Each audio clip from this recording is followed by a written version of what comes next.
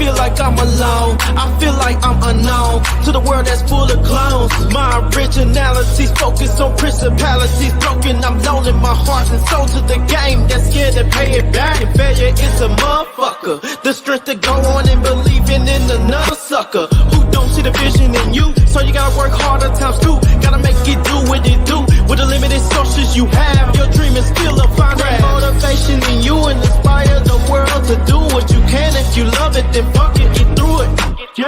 Mumble mentality activated. I waited for so long. Get burdens I've outweighed. When you see me in my zone. What is the deal? Happy Freedom Day. Happy Gentlemen's Talk Wednesday. Happy Hump Day. Everybody celebrate because we was all off work today because it's a federal holiday, even though it ain't been a federal holiday for long, but it's okay. DJ Mike, be you at work today? Hell yeah, I had to work today. That's some baby back bullshit. But should I have to work too? What you mean? Big facts. This is the only holiday this year I have off. That's it. Nah, hell no. I was embracing the fuck out of it. Off yeah, but you didn't have it off because it was a holiday. You had it off because it was your scheduled day off. My scheduled day off. Oh, so you what you're saying is he would have had to work. Look, you're not supposed to work on the day of freedom, damn it. Yeah, I know. It sounds good. Well, my manager or owner of my company is a Caucasian man. We don't use the word owner. That's white man talk. You better Mortal Kombat style uppercut that man through the nearest ceiling. It's funny that you say ceiling because we have a company named Ceiling. Oh, but I am Mr. GQ, and of course my headline here says King Kong ain't got shit on me. I am your boy DJ Micah B, and you see what my headline says: free-ish since 1865. It's your boy, Mr. Jen, coming at you. I dare y'all to move me. Coming from Rosa Parks. Bro, my man said free-ish. Hey, shout out to Jen like a B, man. I love that. It's your boy Movage, host of PBT. And remember, can make you a slap, but anything else, it's not my job.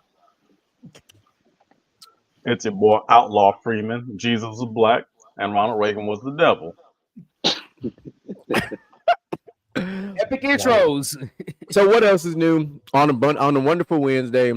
You got this outlandish round table of gentlemen. We've had a couple of shifts here from the sideline, so I want to make sure we kind of highlight that before we get into the rest of what we got going on. Inside the Huddle has shifted their show. They are starting now. They are in the late night prime time slot now. So now all of our shows are all in line with that prime time. Everybody off work, fresh off a happy hour. You know, you had to do a couple of post work drinks and all that type of shit. And then you tune in Inside the Huddle. From what I looked at, the first episode came out really well. So I'm with that. And I'm sure, or actually, I don't know if he's seen it or not yet. I'm gonna put it in the Inside the Huddle group thing. But on a quick little NFL tangent, the NFL is considering a salary cap specifically for QBs. The owners are legitimately discussing this as an option, having a salary cap separate from the rest of the players and having a quarterback salary cap. How that's going to work, I don't know, but billionaires going to be billionaires. Man, hey, we're definitely going to talk about that tomorrow on Inside the Huddle. Make sure you guys tune in. And, of course, we can't be remiss because, unfortunately, we are starting another episode of Gentlemen's Talk with another legend that has left. We lost the great Willie Mays at the outstanding, exceptional age of 94 years old, years young, however you want to view it. That is, that's a hell of a life. As a legend, baseball legend, athletic legend, cultural legend, all the above. I urge you, for those who don't know much about Willie Mays and his story, to just hop on YouTube, man. Just it's a lot of stories out there, man. Willie Mays, great, exceptional baseball player, fast as hell, extremely intelligent, and another legend that we have lost to, another legend from an iconic world, especially from baseball. We lost Jerry West last week, and then of course we lost Bill Walton prior to that, and it's just kind of been going down on all this. I don't know. This is kind of a weird we always talk about things happening in threes. So, Willie Mays will Yeah, make our three. third. So it's just like, it's unfortunate how it happened, but 100%. Yeah, let me put that on the board. No, Ricardo, no, he right. 100%. He is an What's icon. up, Silent Killer? So he'll always be remembered for that. So One of the greatest. One of the one of the greatest ever. greatest. So All three of them at that. Definitely. 100%. Oh, Like, can't we're not gonna forget. forget that there was a point in time when Bill Walton was playing on that Celtics squad coming off the bench, bro. Like There you we're go. not gonna forget. Like, Took that's man a a year. that's a scary ass concept if you think about it. Having a guy like Bill Walton as your sixth man coming off the bench on a championship team, like that's wild as shit. After he already won one. Yeah. Look, And hello. speaking of Here. that, Apologies. I will say, as much as it hurts me to say, congratulations to the bitch ass Boston Celtics for winning the NBA title. I gotta be salty being the Miami Heat fan that I am, but it's okay. And I've been getting some phone calls and other shit. Like, I ain't got time for that right now. Like, miss me with that. All right. I ain't saying nothing all year. I've been quiet. When my team was out of the playoffs, I kept my mouth shut. I just watched it, enjoyed it like a fan. I didn't talk no shit. But we'll see what happens next year. This is now what, our sixth new champion over the last 6 years. Like, we're kind of that run of like the last dynasty quote unquote type team was Golden State with KD, about the last one we had. Yep. So No, there's to hell that. with that. Hold on. I was gonna be quiet, but to hell with that. We're not gonna sit there and act like you wasn't talking shit during the playoffs. You just wasn't talking shit on camera. Oh no, I was talking shit about my squad when my squad was playing. Yes, and I absolutely was talking shit about Boston, 100%. So I always stand on that one. Is Jimmy still Tatum's daddy? Yes, that ain't fucking changing. Go look at the last 5 years. It's been back and forth. That's true. So, not to mention the comeback from being down, significantly, and then not to mention Bam still had that block where it looked like his wrist was broke on Jason Tatum. So, it's still a lot of moments out there, but that's neither here nor there. Let's get to what is going to be the meat and potatoes of today's show. Today is the Juneteenth special. We had to bring back the throwback from last year. Y'all see the Gentleman's Talk Juneteenth special background. But again, we've been taking this unique spin. So this is all coming out of the creative genius mind of Outlaw Freeman down there.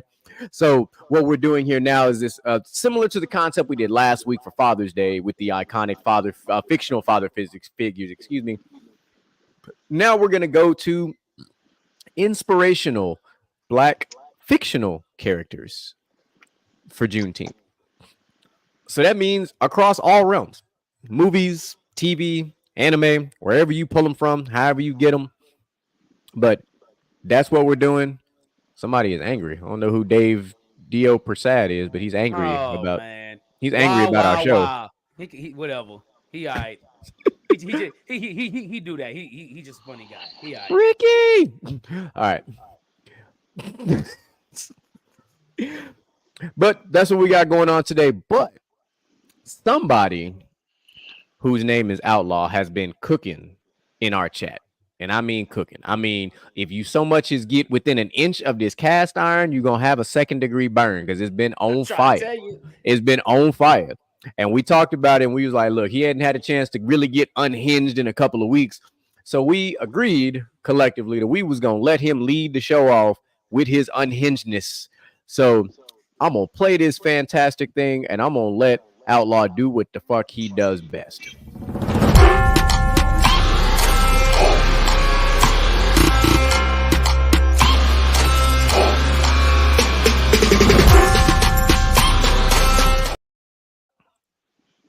Oh man, it's been a while since I got to go on a goddamn tangent, but I'm gonna go ahead and spit. So as some of y'all know, your boy is single. Well, hello there, China. Best mother, best fan. So being a single man, I got back out there on the dating apps, and let me tell y'all, some of these females, I don't know if y'all just don't know how to be attractive or interesting or what, but you come up here with like no bio and want dudes to like you. You if you do got a bio, you going on a tangent about how men ain't shit and how you been done dirty and this and that and blase, or shit, you got 4, 5, and 6 kids talking about you looking for a king, you really looking for a daycare. And then like I feel like there's a lot of women who don't know how to take a good picture.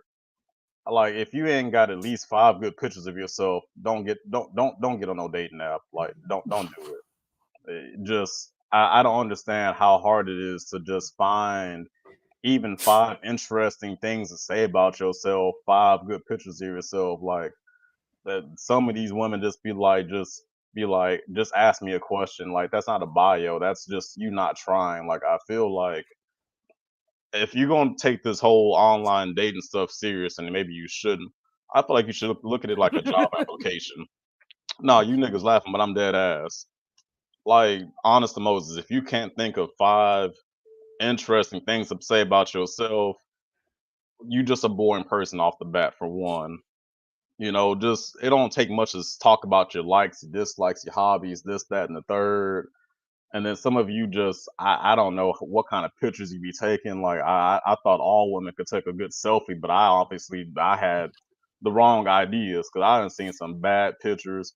And on top of pictures, I don't want to body shame anybody. Like I love all women, whether skin you're beautiful. I mean skin you're big, you know, y'all all beautiful. But if you on the heavier side, embrace that shit. Don't be taking pictures from like the goddamn clavicle on up. I think that this is the clavicle or whatever, collarbone, whatever the fuck it is. And my brother is the anatomy nigga, not me.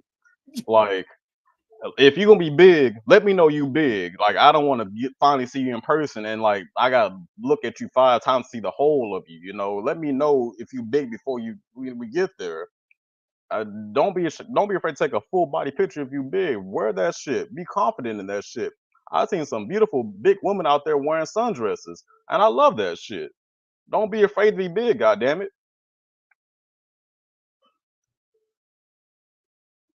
Yeah, I know. What the fuck is Facebook dating? Look, nigga, it's free. Tinder, you gotta have a fucking subscription, paying $15 a month just to get fucking swipes and shit. On Bumble, the female's supposed to hit you up first, but they scary because they don't know how to fucking talk to nobody. So you really just you like them and they like you, and don't shit happen because they're not gonna hit you up first for one. Shit, I don't know. That's just me. Like I feel like a lot of women don't really understand how to make an interesting dating profile, but they expect dudes to be interested in them. And if all you got is like some good looking pictures and no bio, what I'm supposed to do? Be like, oh, like, hey, beautiful, or some shit like that. Like, what am I supposed to go off of to start the conversation with this if there's nothing about you other than your looks? Yeah. I've been holding that one in for a while. I'm sorry, I didn't see some horrible shit out there. Let me also talk about this whole polyamory shit. Like, I'm not kink shaming the community. If you swinging, you swinging. If it's an upside down pineapple, is that the fucking code word for swingers these days? I don't fucking know. Yes. Look, how the hell do you know? But yes, I don't know. Me personally, if you're a polyamorous couple looking for somebody, go get a polyamorous fucking like app. Like, don't be wasting motherfuckers' time. You know, you looking all good and got interesting things to say about you. And then next thing you know, at the bottom line is like, oh, I'm looking for a unicorn for me and my boyfriend. First of all, not a lot of us is with that shit. Trying to make a throuple. Yeah, I'm sure your boyfriend's probably a cool guy, probably drink beer and play Smash Brothers, but like we not They actually smashing have a show for that. Listen, Joseph, that ain't free spitting. That's called Outlaw Unhinged for a reason. And let me go ahead and let me back it up, because before my brother got on the dating app games like he did, when I was on the dating app game. And listen, first of all, you had to have a whole fucking thesaurus out there trying to navigate what the fuck these profiles was talking about. Because exactly what he said be on there. They'll be talking, but then it'll be like one or two things that'll be kind of interesting, and the other shit look like they just copy paste some shit off of Chat GPT before Chat GPT was a real thing. But you start seeing like, you know, unicorns and rainbows and all this other shit. I'm like, listen, I don't speak emoji. All right, I just don't. Just keep it transparent, keep it a buck with me. Like, just tell me what the fuck is really going on. Like, I like the early days of Tinder. I really did, because at least you knew, hey, listen, I'm here for a short time, not a long time. You already knew what the business is. That was all you really had to have in your profile somewhere, and you knew exactly what y'all was looking for. It wasn't no, oh, you know, I don't even know half the shit I used to see anymore. Like that shit was fucking bizarre. But then You think it's bizarre back then, nigga, it's wild now. yeah, but then like you would match with somebody, and it is like if you don't say the right opening statement or opening soliloquy or whatever the fuck you got to say, all of a sudden they screenshot that shit, and you know it becomes a whole joke. Like you had to get like it's whole YouTube videos out there on like what are the top 10 first messages to say, or like, you know, all I'm like, bro, this is why I'm a bar guy. Let me go to the bar and let me meet you in person, because I ain't got time for all that bullshit. If I meet you at the bar and I see you face to face, we can, you know, we can make it do what it do, baby, like Jamie Foxx said. All right, that's my kind of operation. I don't like meeting you over a screen. Y'all like, because you know, I don't. And my wife pointed this shit out. She said, it's about 99.9% of women out there that just cannot take a picture without a fucking filter. Like my wife said that shit.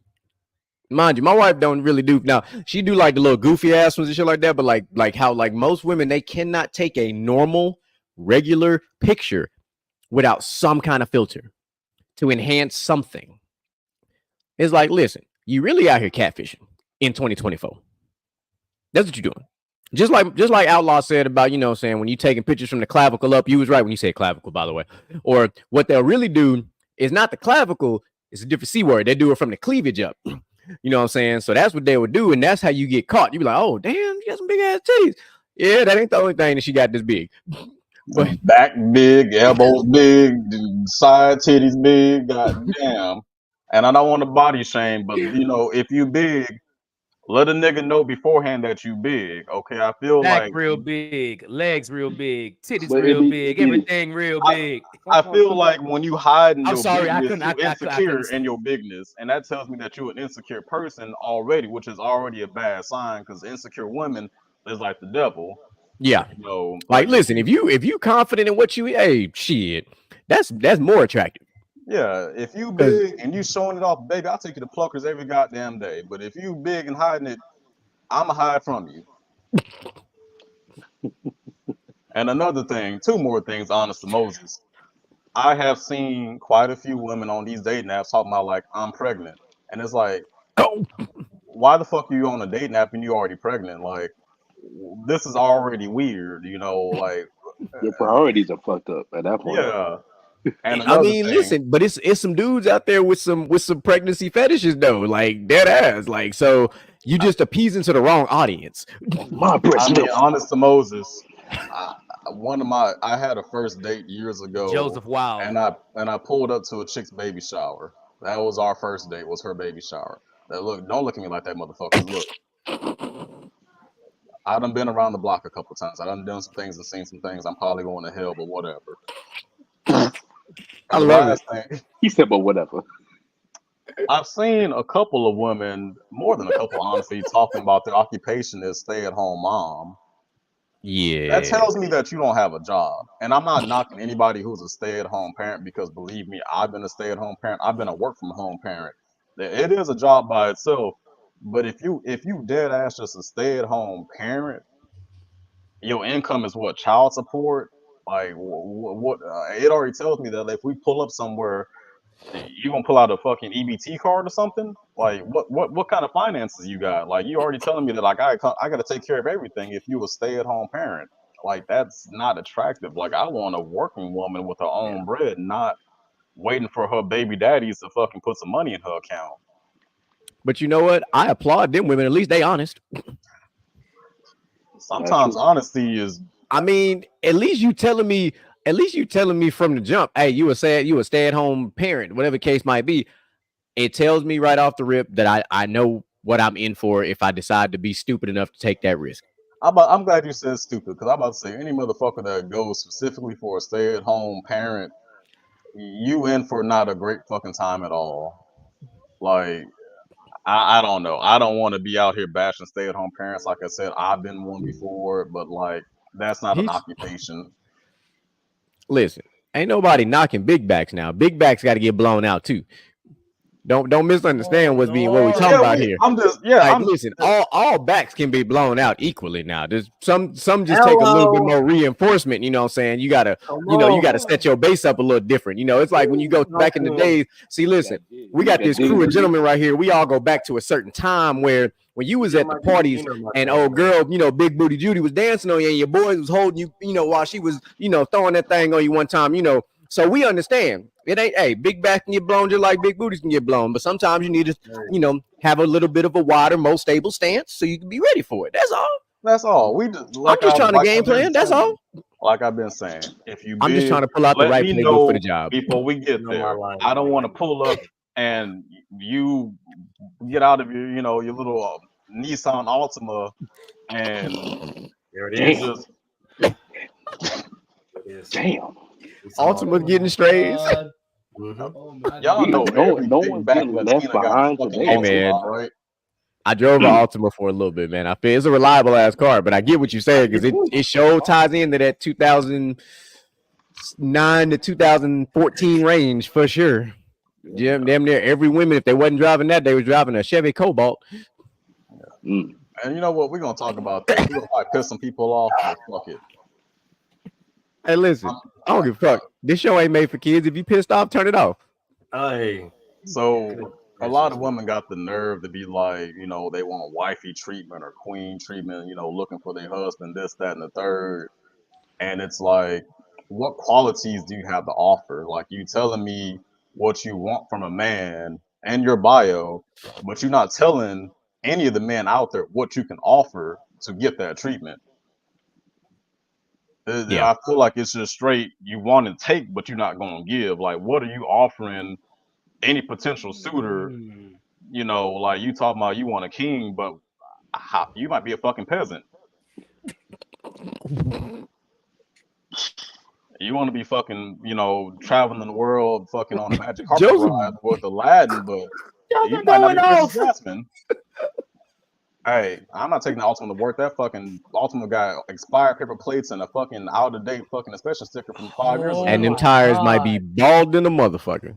Might be them tires. Her son Aiden got fucking cookies and hard French fries all in the back seat and no shit. tread. Listen, all I'm saying is LinkedIn, can you make a dating app?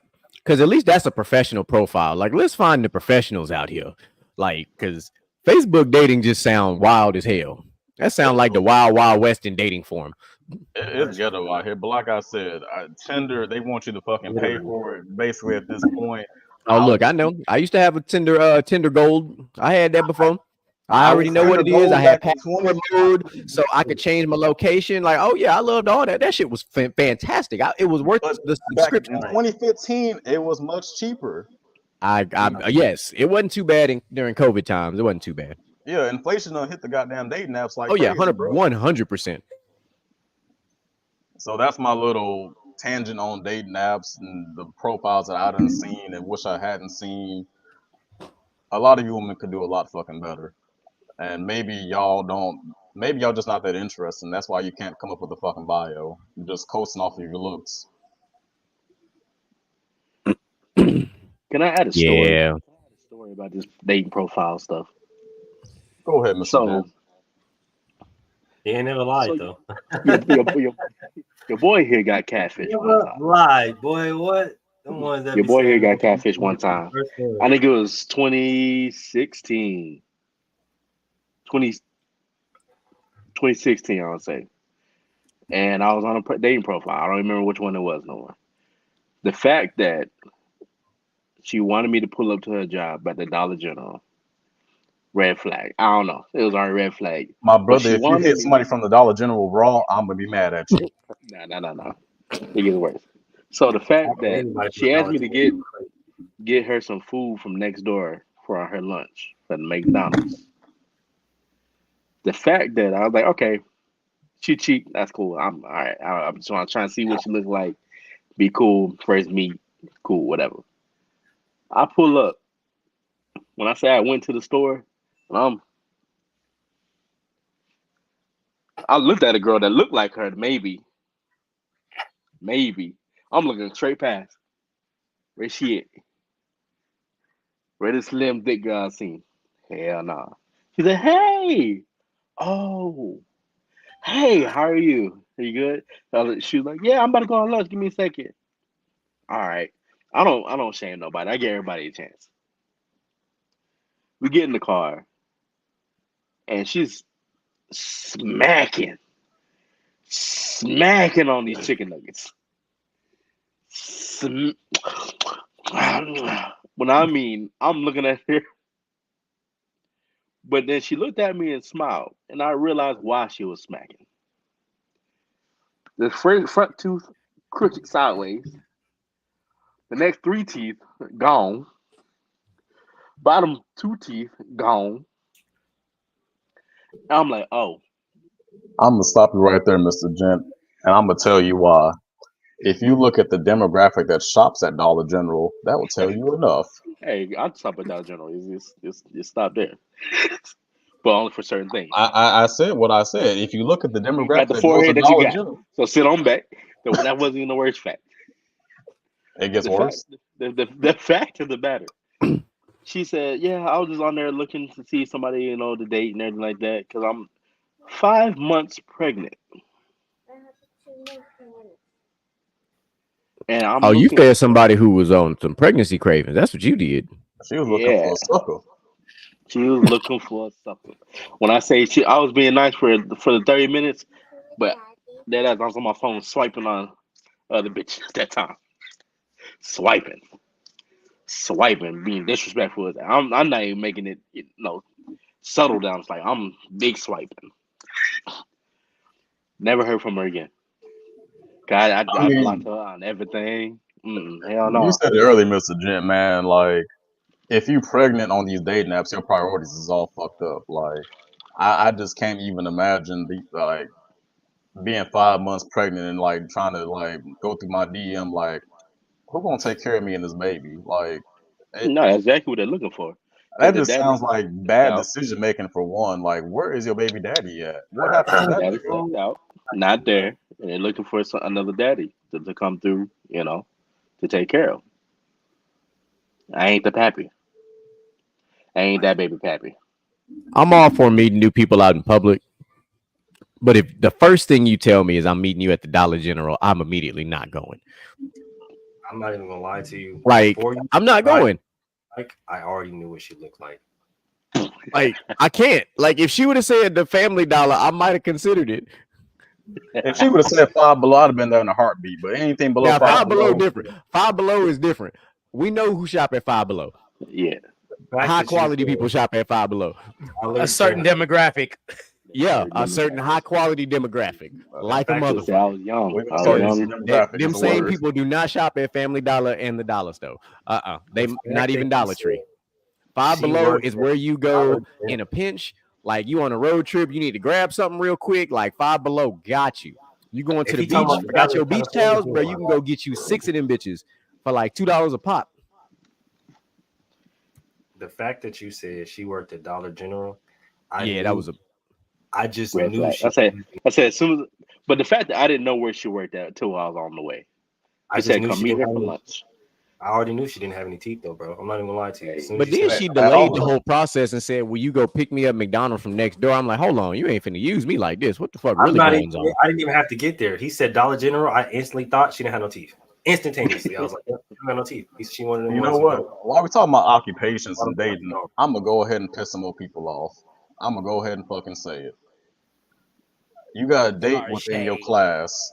She fancy. Oh, Tarjay. Okay, She know what it is. Target.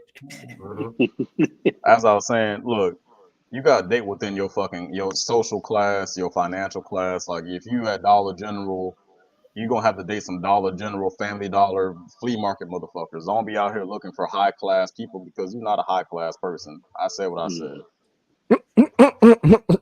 You got a date within your income bracket. You know, if you making $10 an hour, you're gonna get maybe $12 an hour as a fucking partner. Like you gotta kind of stay in your lane. He ain't lying. I don't date down. I don't date down. You gotta be making, a respectable amount of money to get my attention. I'm just saying, he ain't lying. You feel me? Hey, now look, now listen. If you tell me to meet you at Tarjay, It's also it is a red flag, but I'm still gonna pull up. Hold on now. Tarjay. No. I got an idea for you. I got an Left the idea wallet in for the you. car. Target, our Tarjay, as our lovely friend China says, could be a lovely first date. It can. You get a basket, I get a basket. We're gonna grab some wine and some puzzles and some board games and some Starbucks on the way out.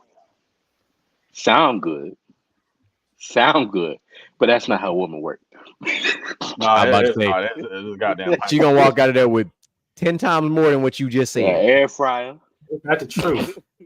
I done said it before on my Snapchat, man. I go into Target with no list, and I'll let Target tell me what I need. Hell to the no. I go See, in when and my come bank out. account is set up. Hell no. When my bank account set up, I got a house full of women. I can't just walk in at Target and be like, do what you do. I'll be in the negative. Nah, bro. I went to Target for a case of water. Came out with a vinyl. First of all, that's on the whole other side of the stove. Who goes to Target for a case of water? Look, it was the closest store that was close. And listen, you better find your local HEB and quit bullshit and get that pack of 40 water. I wasn't in Texas at the time. I wasn't in Texas. So Kroger. Hell, Walmart would have been better. That was 15 minutes away. Albertson, Randall's. Should I keep going down the list? This man said 15 minutes like that's a long way. My guy, we live in Texas. Well, I'm saying it was 2 minutes away. 15 minutes. We drive 15 minutes sometimes to go to the gas station. I get that. Not me personally. I think that matters. No, I don't. Mine is right down the street, but that's not the point. We just talking about it in general. Like if you live in Texas, my guy, your job might be 45 minutes from your house. That's a or longer. Houston. Like that's a normal ass commute. Hey, I fuck with Big Lots. What you mean? Hey, listen, if you don't fuck with Big Lots, I can't fuck with you. Big Lots is for the candles too. I got my house from Big Lots. Listen, I done got some shit out of Big Lots. We was just talking about Big Lots on Saturday. Speaking of Saturday, before we get so far off topic that we don't even get to the actual important part of this show, how was y'all's Father's Day? It was cool. It was Father's Day, you know. My man stay at the house. It was stay at the house, you know. Had the kids. My daughter actually left on Father's Day to go spend something with her mom, so that was rough. But other than that, you know, right there with you, Mr. Gent. My daughter wanted to go spend, Father's Day with her mom, which was like, well, fuck you too, then. Yeah, at the end of the day, my oldest daughter had the nerve. Daddy, we didn't do nothing fun today. I wonder why. No one care about your daddy. It's okay. It's all right. No one care about your daddy. Moolish, how was your Father's Day? Oh, dang. Shoot. Oh, my God. That's crazy. Hey, my Father's Day was great, man. I went to this little night festival. Picked up some good things. Got treated to the comic book store. Got a new manga and a new comic book. Okay. Out to dinner and whatnot. So, yeah, it was fire. I had a really good day. I'm not going to lie to you. That boy, I got some Versace cologne, boy. Who the fuck love you that much? Come on. You, Joseph? Okay, Eros, come on. Okay. So my Father's Day was a 2-day extravaganza. That was not a Father's Day gift for those you wondering. He just said Versace cologne, and it was right here. Well, you had that shit queued up like you knew he was gonna say that shit or something. I did not. It's sitting right here next to my laptop. So Saturday, spent Father's Day actually with pre-Father's Day with Outlaw, with our father, and with our other brother, and we had a time. Boy, we had us a motherfucking extravaganza.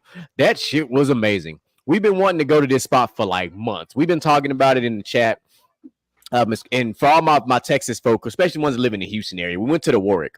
All right, first of all, I love that. This is why.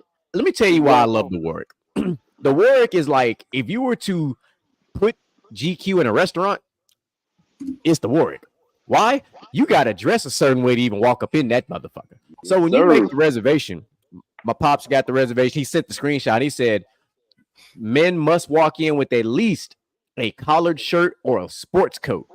I fucks with that place automatically. So what you telling me is I already got to dress at least to the 8 to show up. And me and Outlaw had already planned it out. I didn't know what the fuck my dad was going to wear. I was like, listen, I knew it. I seen all the stuff on the gram. I was like, yeah, I'm rocking a suit for that. Fuck that. So I already knew I was wearing a suit. And my boy Outlaw pulled up in a nice ass suit too. So we was in there looking like we was finna steal everybody wife in the whole building. Like that's just the way we was dressed. Like Good. you know what I'm saying? I went with the black pinstripes. You know, my brother went with that nice offsetted bluish looking color. It just worked. You know, the way our skin is set up, you know, some of these suits just too nice for us. And we ended up sitting at the bar. We didn't even sit at the table. So like we had all the action at the bar.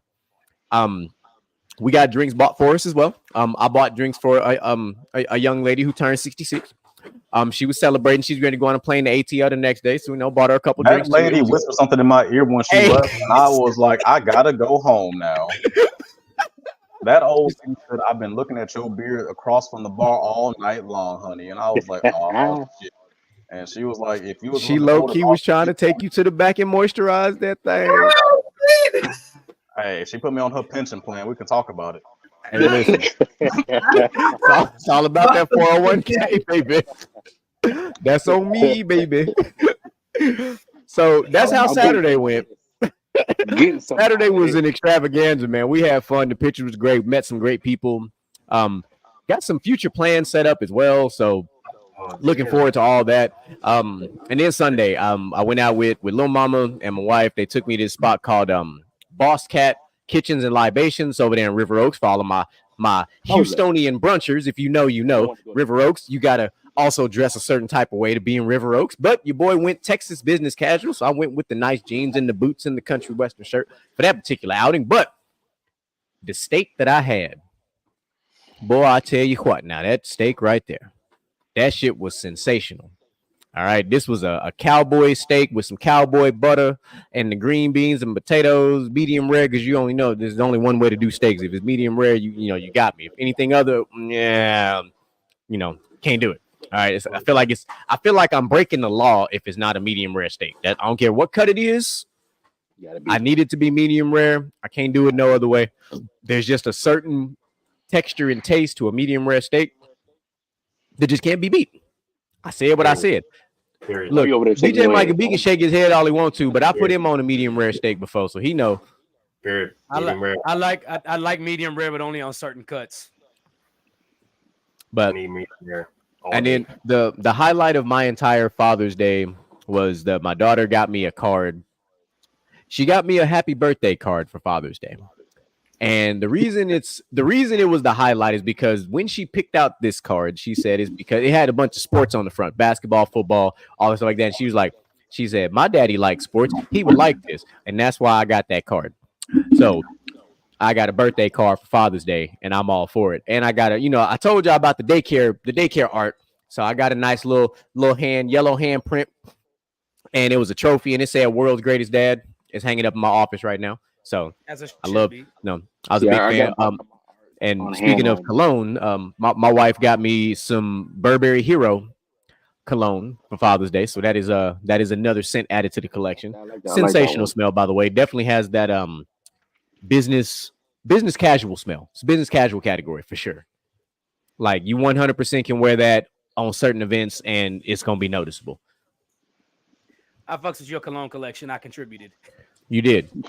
Oh, we also went to Chuck E. Cheese on Saturday as well. I almost forgot. Took the little one to Chuck E. Cheese as like another random, because I was telling Outlaw how they serve beer at Chuck E. Cheese now. It's funny you said that. So I went to Chuck E. Cheese earlier with Alyssa, and we had a time, and they got a summer pass or whatever, about $40. Mm-hmm. Hey, that summer pass is gonna come in handy, man. You drop that 40 one time, and they can play 40 games all day and come back the next day and play 40 more. No more charges. Mm-hmm. And we got them SeaWorld passes for the little ones too. So, we good all the way through January. We're going to make it happen real soon. So I'm trying to go to SeaWorld real soon, actually. What kind of word are you trying to see, Mr. Jam? Mm-hmm. Obviously a whole new one. A whole new one, my brother. A whole new one. Oh, shit. All right. I don't have kids, so y'all ain't gonna hear from me. I have no kids. My Father's Day consisted of calling my dad, calling Jeremy's dad, and sending all my homeboys Happy Father's Day text, or calling them and wishing them Happy Father's Day. And I cooked, so there we go. There you go. All the fathers out there, I hope y'all had a sensational Father's Day. Not to mention, I want to say something. Go ahead. About my picture here. My daughter drew this. My daughter drew this. My oldest, Naomi. And the fact that she got my hand when I was asleep. She stayed up to 10 o'clock, got my hand when I was asleep, taking a nap. And she's like, Daddy, pick up your hand. I was like, I put it down. I feel the pencil and I'm still asleep. Boy got by his kid. Dedication. I appreciate her for that. I'm like, you didn't care how I sleep. You still want to get something done for that. I would just like to say this, GQ. And I know you had a good Saturday, and I know you had an extravaganza Saturday and Sunday for Father's Day. But let me tell you something, boy. I see Maya in the park on Saturday for free at a free concert. That Bay in Baytown. That day, yes, sir. Baytown. I remember I shared it because I wanted. That's all I'm gonna say on that. Yeah, I know. You look, you was in there like, whoa. I see what you did there. Double entendre. I see it. You know, if you know, baby. Technically triple, but okay, I got you. Yeah, because listen, hey, I cannot confirm or deny it if I did not have that poster in my room in 7th grade. She was definitely my screensaver for sure. 100%. Hardcore crush. And age like phenomenal wine. What? Like just I'm talking about just that boutique wine. They only make like 100 cases a year type of age. So good. Come on. Down in the cellar since 1959. Okay, before we get ourselves caught up on some other shit, to the meat and potatoes of today's show, where we are going to talk about influential Black characters. This should be fun. I'm sure the gentlemen have come up with outstanding lists and things of that sort, but instead of us going round table and everybody rattling off their 4, we're gonna do this a slight bit different, and everybody's gonna go around and we're gonna one by one them. We're gonna see just how crazy this really gets. So I open the floor up to you, gentlemen, and who would like to get us started? Well, I want Brother Moo to go first. I mean, Moo always got them hot takes. I'm gonna go first, just due to the fact. Please. This is the first Black superhero that paved the way for all the rest of the Black series superheroes. Even he has the highest grossing superhero movie out right now. That's Black Panther, and I'm gonna say that just to get that out the way because that's non-negotiable. Okay, thank you. He went with T'Challa right out the gate. I had to go with T'Challa just to get it out there. Go ahead, Moo. All right, for sure. So starting off, are we going to repeat? That's what I really wanted to know. Are we going to repeat? Or do we just? I don't want to do no. I'm not going to repeat if somebody says something. So I just pick somebody. Yeah, I'm not going to repeat. Yeah, I got. I'm prepared. I'm prepared in case somebody say one that I got. Yeah. I have my list. You know what I'm saying? I had to bust out the list. So starting off strong since we are on the superhero tip. Gonna go ahead and start off with my boy Virgil Hawkins. Static Shock. Okay. I like it. I knew exactly why. He's gonna take one of my other way. I'll take a third leg on this relay here, and I'm gonna keep it electric one time, and I'm actually gonna go with Black Lightning. Go ahead, brother. Why? Yeah. He not only had to be a Black superhero, he had to be a Black activist while also being a Black teacher, all at the same time. Come on. At a school. On top of that, more the Black people to succeed, where his own kids went. Come on, shout out to so you had to be a superhero, a principal, a teacher, a dad, and a social activist. Come on now, if that ain't inspirational, I don't really know what. While being a Black man in America, in America, all the things. Shout out to Jefferson Pierce, man. Y'all best stop. Absolutely. All right. I'm going with a man who is not a superhero, but a hero. He's transcend generation after generation after generation. That's 3 generations for those of you that aren't keeping up. I'm going with the coolest man to ever walk the planet. That man, his name is Shaft. There you go. Absolutely. Okay. I fuck with that. I had him on my honorable mention list too. Did you have Samuel Jackson Shaft, or did you have all 3 of them? Okay. All 3 of them. Okay, I'm with you. Okay. This man just said yes. Yes. You know, with the last name, I gotta go with my boy Huey Freeman. Man, if you watch Boondocks, that's one of the best main characters, bro. Like him and his little brother, like they got such a great dichotomy. Like Huey is well educated and well spoken, and Riley just a nigga. But Huey, that's a good way to put it. Huey be spitting, man. Huey be spitting. Hey, I share the same. Grandpa, there's Santa. You a bitch nigga. Nah. There's Santa. You a bitch ass nigga. One of the greatest lines ever said. That's solid. You can't go wrong with Huey Freeman. That's perfect. Shout out to Huey. I do got the Samurai Huey tattooed on my leg, so absolutely. Hey, dang, I was about to do the same tattoo. Nah, I ain't gonna get it no more. Mr. Jen, just talk to Moolage, bro. He his tattoo game is very different. I ain't gonna lie to you, it definitely is. All right. But so I'm next. My next one is gonna be Andre 3000, and that show he was in on Cartoon Network. I can't remember it at the top of my head right now. Class 3000. Wow. Class 3000. There you go. Wow. Okay. that's a good pick. Okay. Okay. Andre 3 Stacks done made this list. I ain't even mad. Mm-hmm. You could have said that for his role in Four Brothers. I mean, there's a lot of directions you could have went with his, but I like it. Nah, the Class 3000 was slept on, man. What's the move? Oh, Idlewild. You could have went with him. Idlewild. Hey, Idlewild was another. That was God great damn movie. it, DJ, shut up. That was a great movie. No, I don't even want to say it no more, man. This not pick, bruh. Hey, Y'all can't forget about Piccolo. I'm gonna just go ahead and say it. Piccolo and Knuckles is black too. Oh yeah, Knuckles is Black Air Force energy. Knuckles is played by Idris Elba, so he counts. And he definitely a nigga now for sure. Like most definitely. he was more hood than Shadow, and Shadow was a straight thug. Not for real, big facts.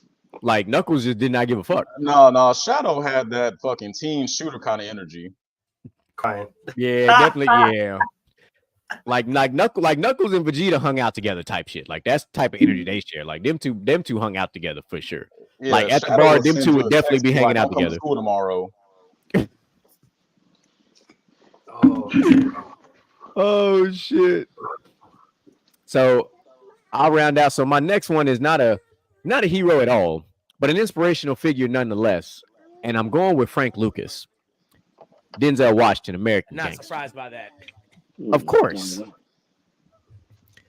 If you've seen the movie, you understand why. Say what you want about his character, but his inspiration amongst the city and taking care of his people cannot be talked about enough. And his mentor, Bumpy Johnson, on top of that. But that's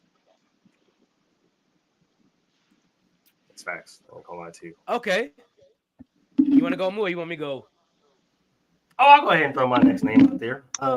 Next name for sure. It's probably going to shock a lot of people, but I don't care. I'm going with the queen herself, Aurora Monroe, aka Storm. All right. Let me bump that off my list because I sure had on my list. That off my list. Yeah. But I like it. Rod, you want to go? You want me to go? No, it's right not on you. time. My wife has made her appearance. Hey, Ashley. Hey, babe. All right. This one might come out of left field for y'all because y'all probably did not expect me to say this one, and it might shock some of you. And for those of you that actually know me, it shouldn't shock you at all. My next person I am going to go with is Afro Samurai. Bruh. Boom. I'm a little shocked by you. I had him. I got to take him off my list too because I had Afro Samurai on my list. Again, I have him tattooed on my list. And Afro Samurai was in the thumbnail if y'all was paying attention. So he was. The person that knows me the second best on this list is surprised by me picking Afro Samurai. That's gold. All right. It's my turn again. Yeah. I'm gonna say the quote, and I'm gonna see who gonna guess it. Welcome to Earth. Welcome to what? Welcome to Earth. Captain Steve from Independence Day. Will Smith. Oh God. Man, a lot of people say welcome to Earth, man. You can't go that. If we talk about, I was in my head thinking about all the cartoons I know, and exactly. I was way off. But Will Smith, that was a dope ass movie. That's like one of the most iconic '90s movies. Like I could watch that shit right now. Actually, One of the highest grossing movies of all time. That Yeah. man fought an alien with his hands, and and then drove that motherfucker across the desert. He went toes with an alien. Yeah, Straight hand. and he flew a spaceship, and smoked a cigar after the fact. This is true. And married a stripper. Yeah, Also true. Whose son also grew up to become a hero as well. Good story. But nah, my next pick is going to be Darwin from the Amazing World of Gumball. Hey, Darwin is black. That nigga black for real. If you know, Darwin is black. Okay, I'll take y'all word for it. Yeah, I'll take your word for it. It's a funny ass cartoon. I ain't gonna sit there. It took me a minute. That one grew on me. That one was hard. That was hard at first. Like I thought it was dumb, but the more you watch it, it'll grow on you. Somebody told me the same thing about SpongeBob. That never happened. Yeah, it's different. SpongeBob, you got to be in a certain mood to watch SpongeBob. That's just how that show is set up. Well, I'm never in the mood. Hey, ain't nothing wrong with that. But does that fall on me now? I believe. Are we down to the final two? Yeah. So this one for me is easy. I'm actually surprised that this name has lasted this long, but it's Wesley Snipes' Blade, man. God damn it, bro. That's my next one. Because Mr. Gent trying to talk about, highest grossing, this, that, and the third. How about the man that literally saved fucking Marvel when Marvel was shit? Like literally put everything in full perspective was literally Blade. Like the revenue, everything about this, not to mention the 4 movies, that happened. Like none of those movies were bad. Like, let me go on a tangent real quick. Marvel, right now, I need y'all to get y'all fucking shit together. Hey, hold on, wait. Find the fucking writer and the producer to this goddamn movie. This next Blade. Yeah, we need to quit bullshitting about this movie. Like, we got the main character already. Get your shit together. We need Blade in 2024. You picked a good fucking actor. You did. Something with him. You picked a great replacement. He's a 2-time Oscar winner. God damn it. And not to mention, played a damn good villain in Luke Cage. Yeah. Like a damn good villain. Mm-hmm.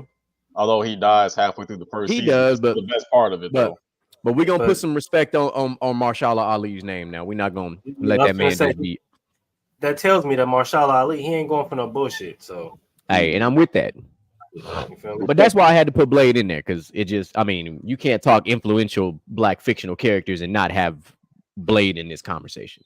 Okay, since you took mine, I'm just going to put this out here. I'm torn between these two because these were actually on my honorable mention. And I was torn between them on my honorable mention because they're played by the same person.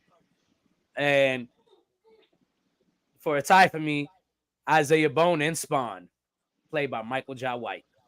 Fire. I had it. Spawn was on my list on my honorable mention list. I see what you did there. I like it. I'm telling you, I was ready. I'm telling you, I was with the shits. No way.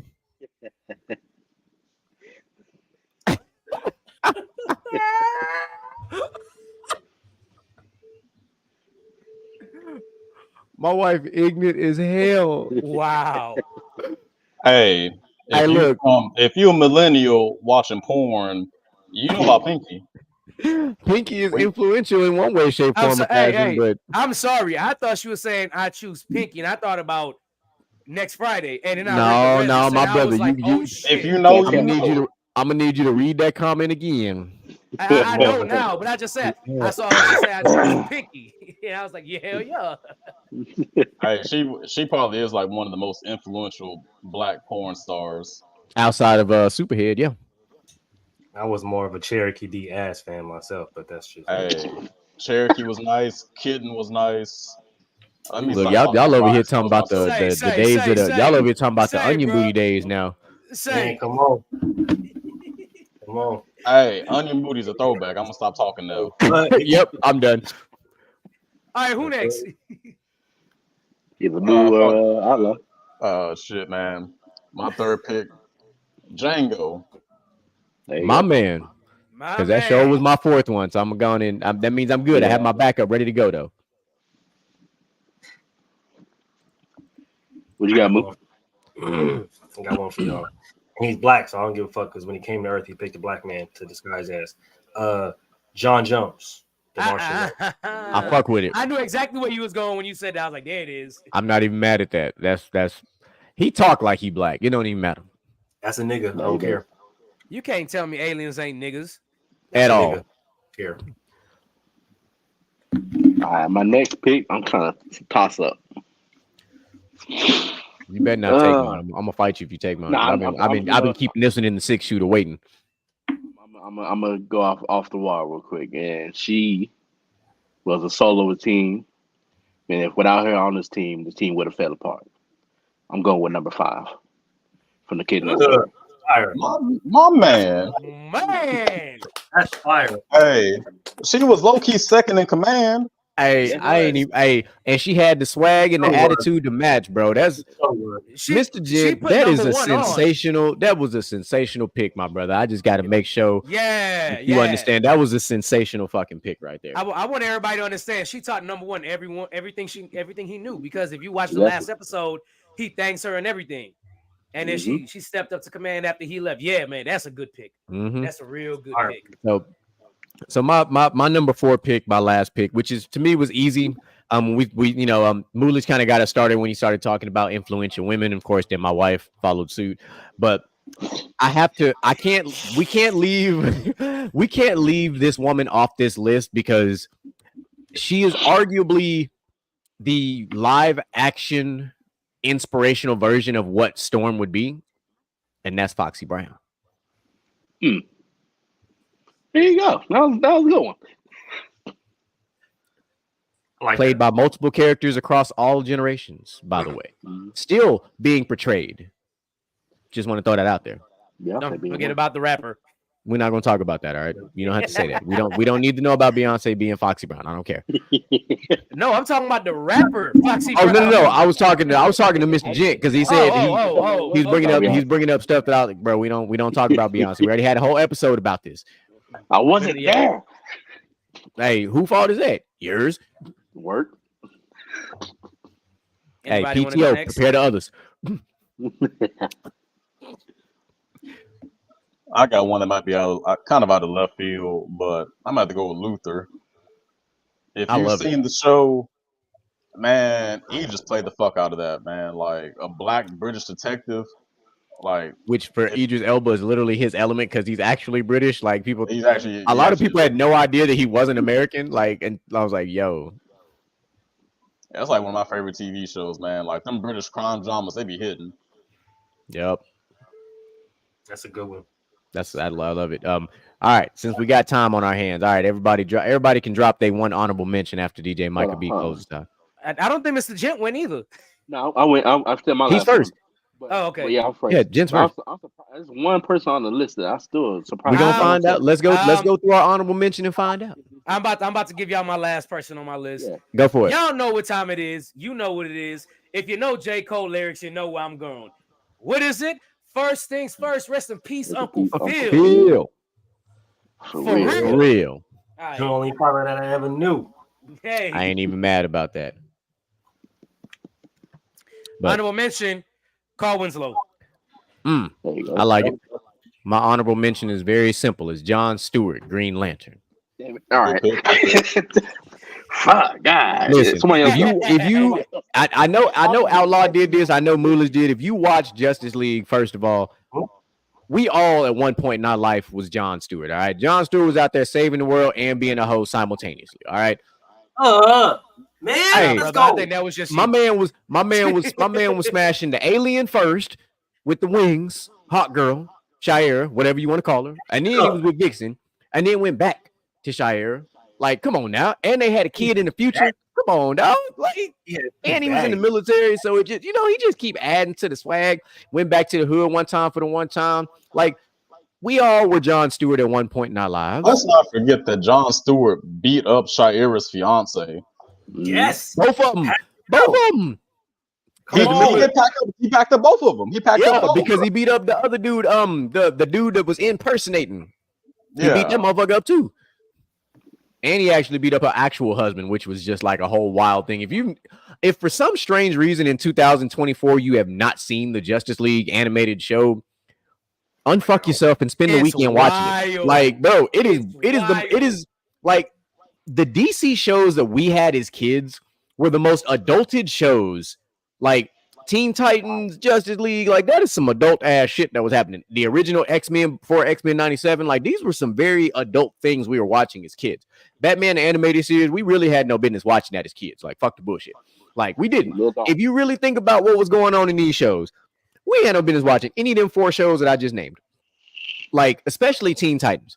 Bro, Slade was really out here giving that work to kids.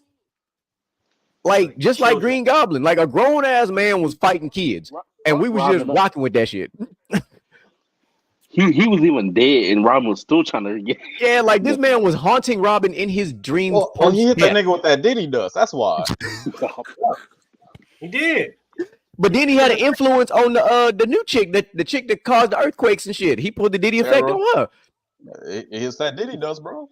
Look, had Beast Boy eating out the palm of her hand, and then she said, "Fuck it, I'm gonna beat up all these motherfuckers." Like, bro, like that's wild. I hate y'all so much. Hey, tell me, where's the lie? Oh, okay. I got a out of left field honorable mention, and y'all might be like, thinking it's controversial, but I'm gonna have to give my flowers to Robert Downey Jr. and Tropic Thunder.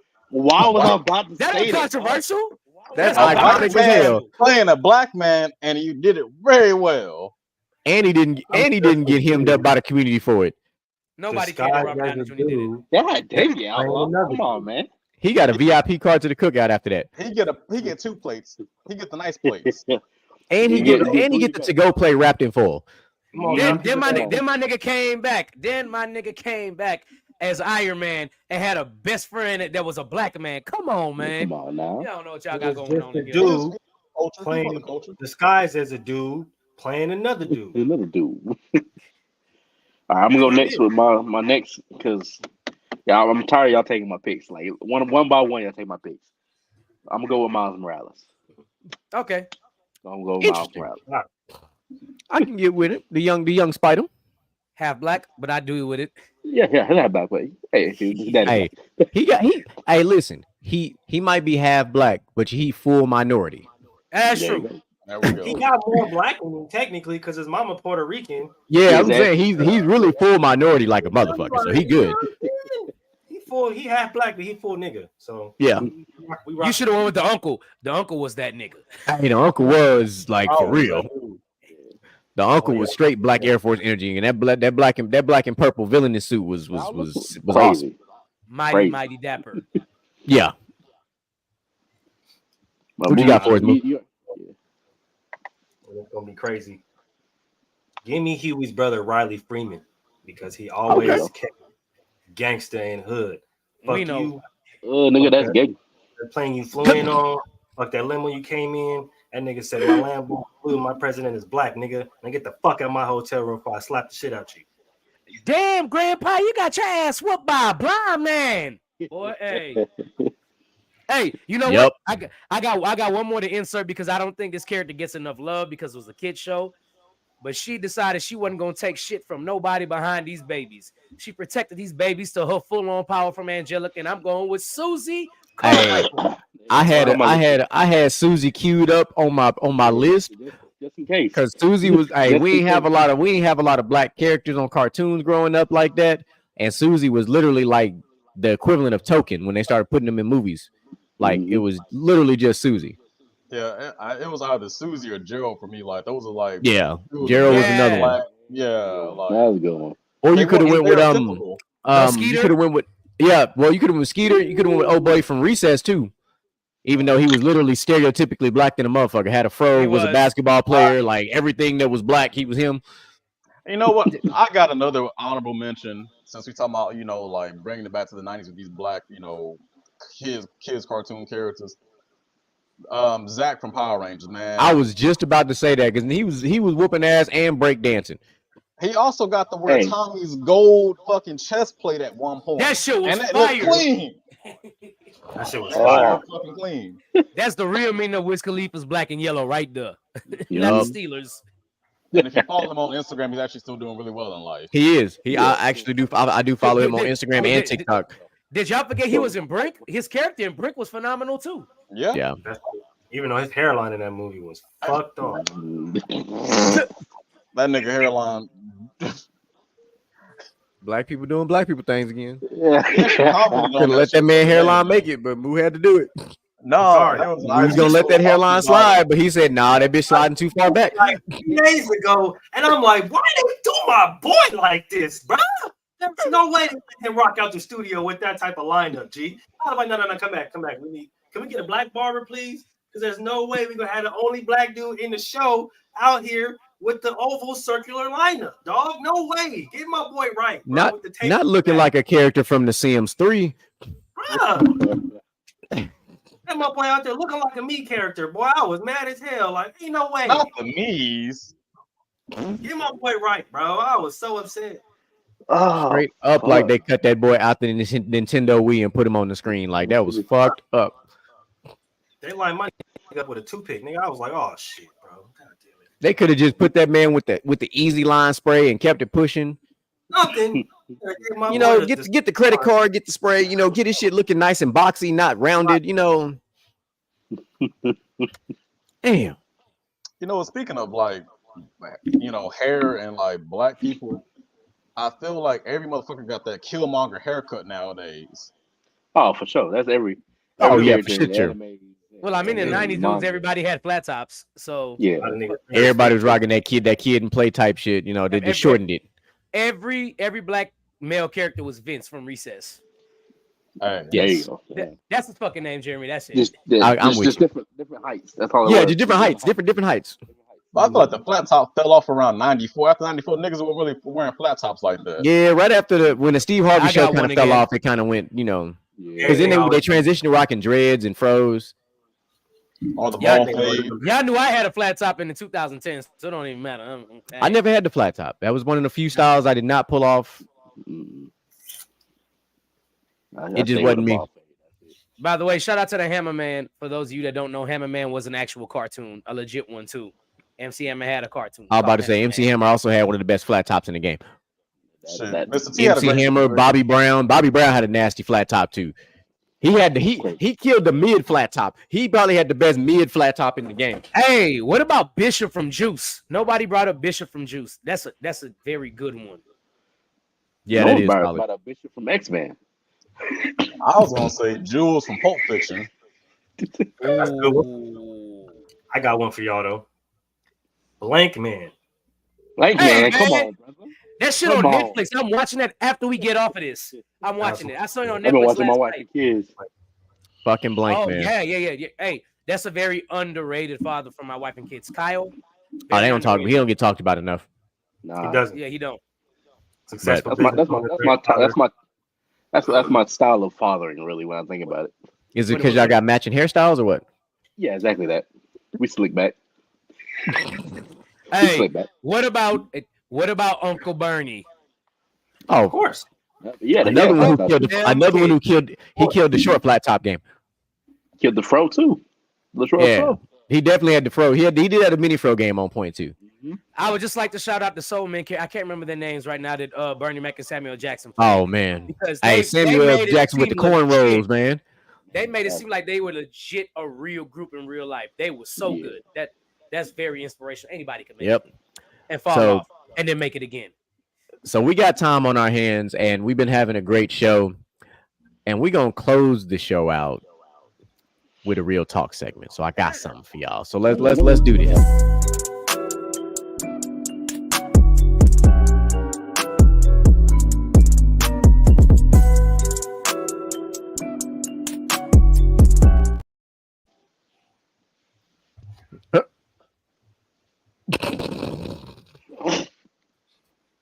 We back on this Ultima shit again. Of course, that's only Cam.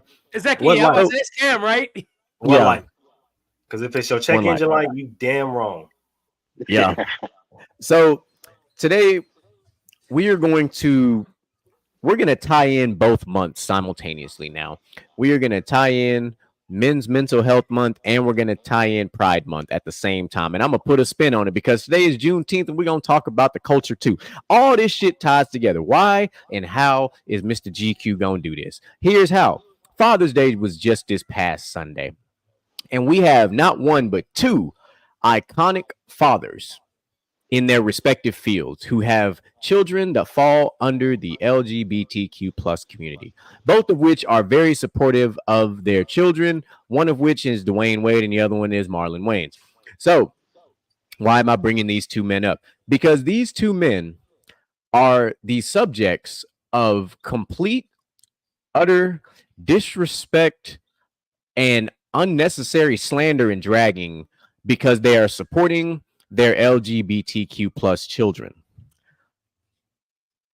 to a point now where, which I applaud Marlon for doing this. Marlon did a photo shoot wearing the pride flag and all these things and literally got drugged for it. And I'm like, and here we go again on this Juneteenth special with the culture doing what the culture does. Finding a way to continue to be, as me and DJ Micah B have said since we started this podcast, the most self-destructing culture on this earth. We would much rather destroy one another than support each other and succeed. Secondly, these are two fathers. Let's just start with that. They're fathers who have generational wealth and have set their families up for future success, done all, put in the work to do whatever they need to do to make sure that their kids do not have to struggle the ways that they had to struggle. So if you are out there and you're one of those individuals that's dragging one of these two men, one of which is one of my athletic idols in Dwayne Wade, first of all, if you are dragging either of these men and you're a father yourself and you're a deadbeat father, first of all, shut the fuck up, stay in your lane. You have nothing to stand on here. If you are a female that is dragging this supportive father, you might want to go talk to your own baby father before you drag another father who's actually out there doing what he got to do for his kids. First and foremost, I'm going to say it like that because there's a lot of unnecessary shit being said about these two men who literally started from the bottom. Neither of these two men had anything growing up. Now, we know the Wayans family is one of the most famous black families in the entire culture, even though they do not get talked about near as much as they really should. Like, we're going all the way back to Keenan Ivory Wayans and all these things. Like, you know, in like people celebrate shows like SNL and forget that without a show like In Living Color, you don't have SNL.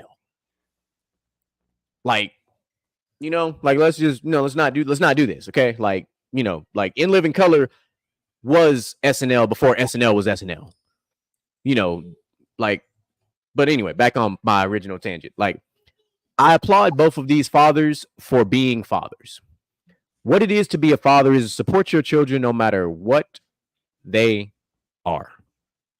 And that is boy, that is girl, that is them, they, that is whatever their pronouns are. It doesn't really matter. I applaud these two men first and foremost for just being present fathers and doing whatever they need to do to support their children. What I do not appreciate is all these motherfuckers out there on social media trying to drag them for supporting their kids. Because some of y'all out there ain't even supporting y'all kids like this. Some of y'all can't even make it to sporting events to watch your kids perform, or can't make it to, you know, recitals or whatever the case might be. So don't do that. If you're not active in your own kid's life, don't drag these two fathers out there for doing everything they can do. Not to mention one of these was a movie star. Okay. And if you know anything about Hollywood, filming takes months upon months upon months. And then the other was a basketball player who played 82 games a year, and all they do is travel. And then some, because he's always in the playoffs. And not to mention he played for the Olympic team. So he was also traveling overseas and was still present in his children's lives. So to any parents out there that were in these comments dragging these men, if you are not upstanding parents your damn self, stay in your fucking lane.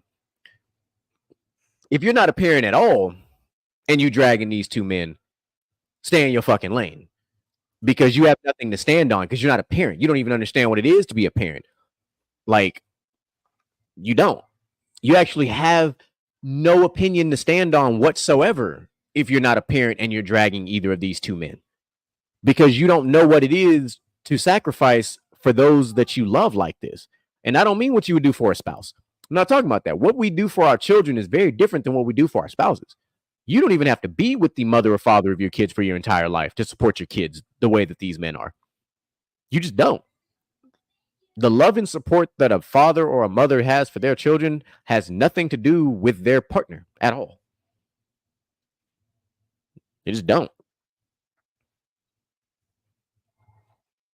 Fellas, I'll open the floor up to you.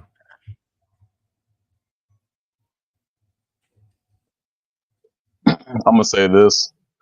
I commend both of them for supporting their children.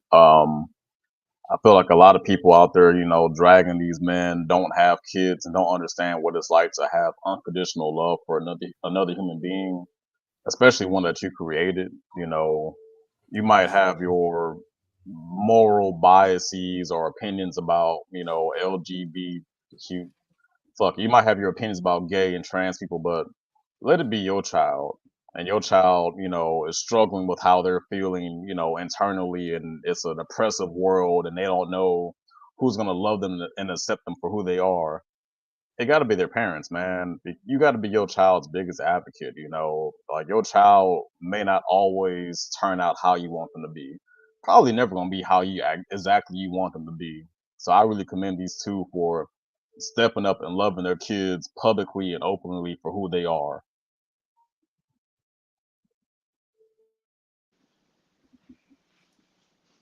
All right. Few things. Number one, it's crazy how, the world changes and people think that people aren't supposed to change with the world. In regards to D Wade and Marlon, first of all,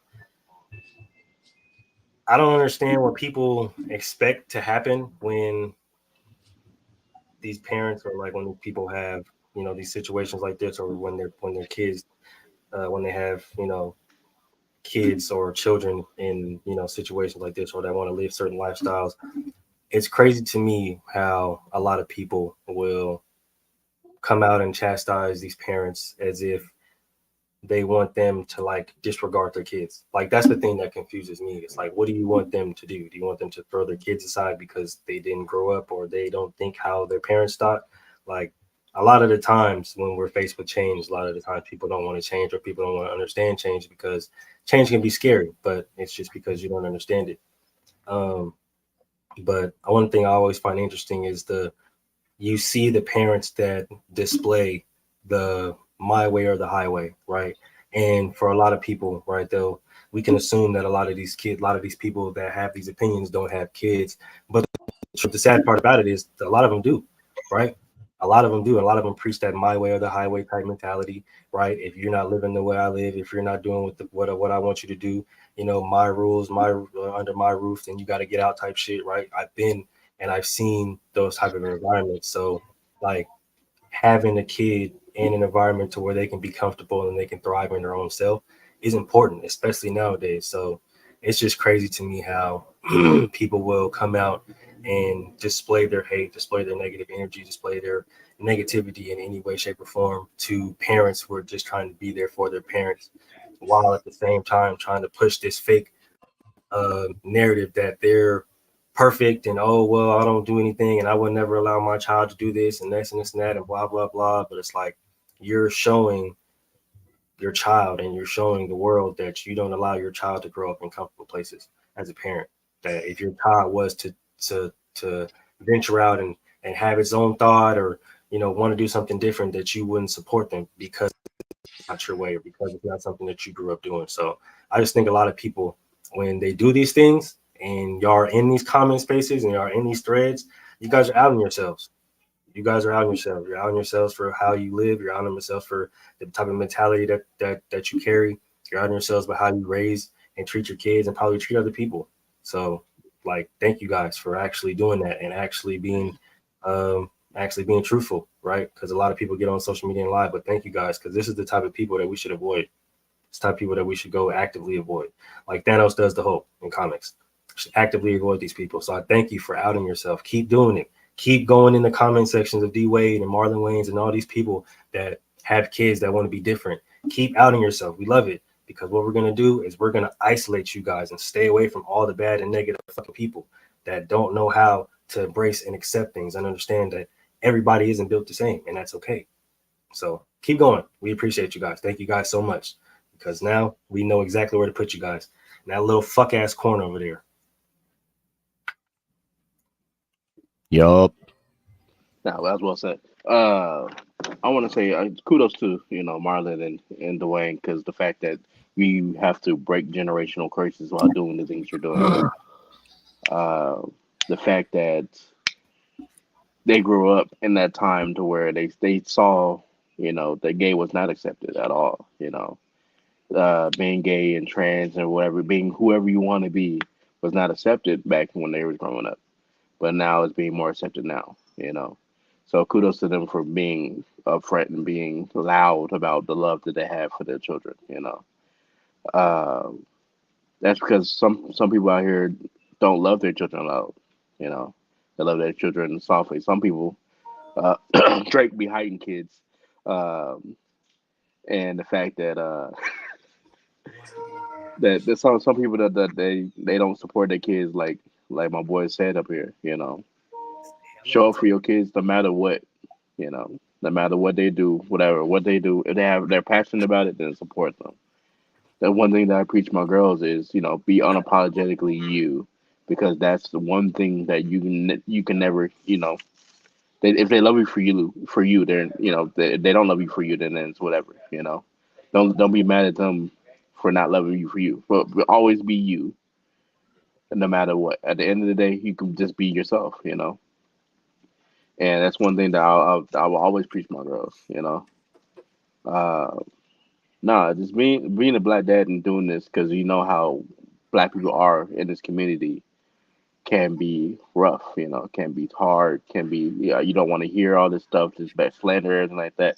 But that's the majority of black people that are slandering these people, and it's terrible. I hate that part of the culture. There's some great parts of the culture and there's some bad parts of the culture, and that's one of our bad parts of the culture. So that we just got to make a change, because the world's changing. If you're not with it, you're gonna be behind it. So, hey. Well, first off, shout out to the Elemental P community, as Carlos Miller refers to them. I'm not gonna lie to y'all, I cannot keep up with the amount of acronyms they have made for this community now, but shout out to that community, because that community is the strongest community in America. The absolute strongest. They get shit done. And before I give my take on this, I would also like to add Magic Johnson to this list for his son, obviously EJ. Again, another black man, wealthy, well off, raised his kids, did everything the right way. And the reason why I want to bring up Magic is because Magic. Well, not everything. He didn't strap it up in the 80s. Well, right. I'm getting there. Let me cook it up real quick. This is why I'm giving Magic a shout out. The reason why I'm going to give Magic a shout out is because this is a sign that times changed. Magic was not with it in the 80s. Magic was not with it going forward. He wasn't with it, but as he's gotten older and everything, he's came around to accept it, as the rest of us in this world should. Listen, bro.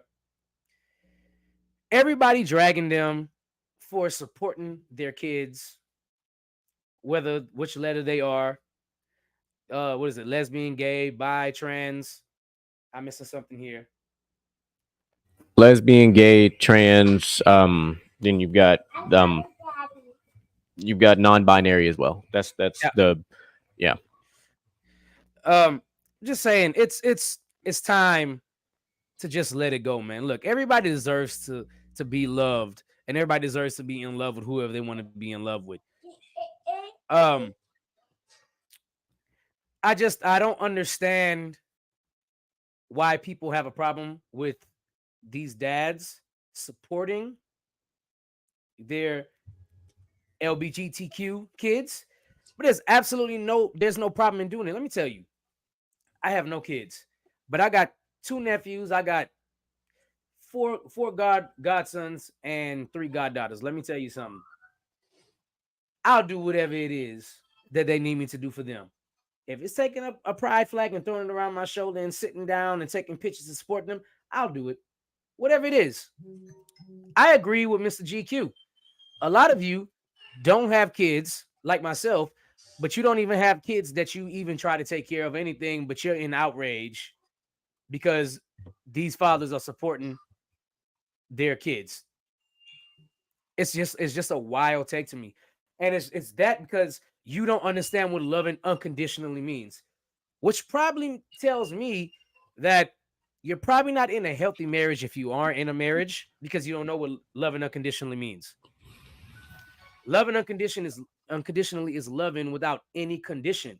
It's your child, you created them. And I used to hate that black families used to alienate their kid. I've heard countless stories of black families alienating their kids, putting them in the foster care system just because they didn't see the world the way we did. They didn't believe that a man was supposed to be a woman.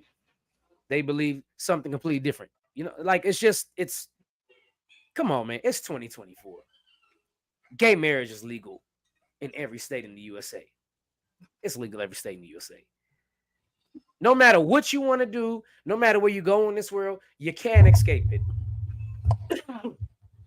I will come out and say Dwayne Wade is one of my favorite athletes as well. GQ knows this. He's one of my all-time favorites. Marlon Wayans is one of my all-time favorite comedians. The special that he did on Will Smith and Jada last year, absolutely comedic perfection.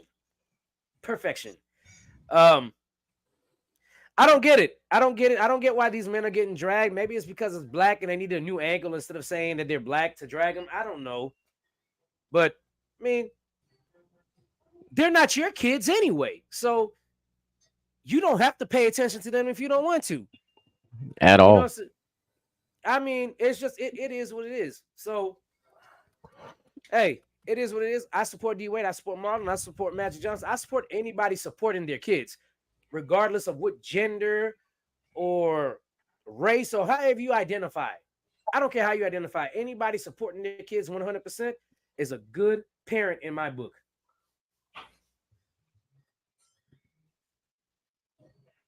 Yerp. You guys want to know what's crazy? That it's funny that a lot of the times when we have these conversations, it's about our people, right? And how we can't seem to accept or understand that the world changes, right? And that can rear its head in more ways than one, right? And not just, the LGBTQIA plus community, but in, religious backgrounds and cultural backgrounds, family traditions, right? Like if you don't want to do certain things and want to grow up a certain way and, want to start to branch out your own certain way, a lot of the times, the loudest be people that look like us, right? And I think that's the biggest point that GQ's alluding to here is that we have to stop tearing our own people down because we don't understand the changes that come with them. Like not everybody is built the same. Not everybody comes from the same type of background. Not everybody comes from the same type of cultural or traditional beliefs. So just because we don't understand it or we don't come from it, that doesn't mean that it should be fixed with negativity, right? And I think a lot of the times Black people get used to doing that, right? Because we're strong-willed, we're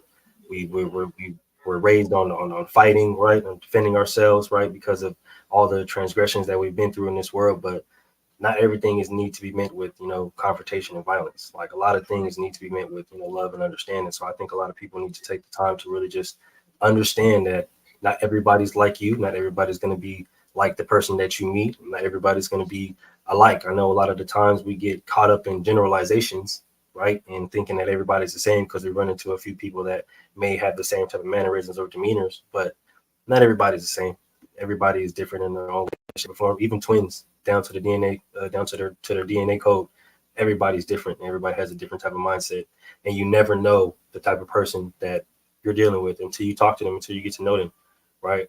So I think that's one thing that we need to do better as Black people. Speaking on as a Black person on Juneteenth is just take better time to understand people and understand that everybody's not going to be like you. Everybody's not going to be the same.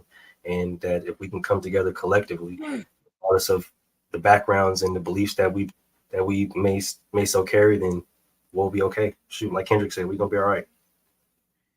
I agree with Moo on this one. And let me tell you why. No matter what community you're part of, none of that defines who you are as a person. It doesn't define your character. A good person is just a good person, 100%.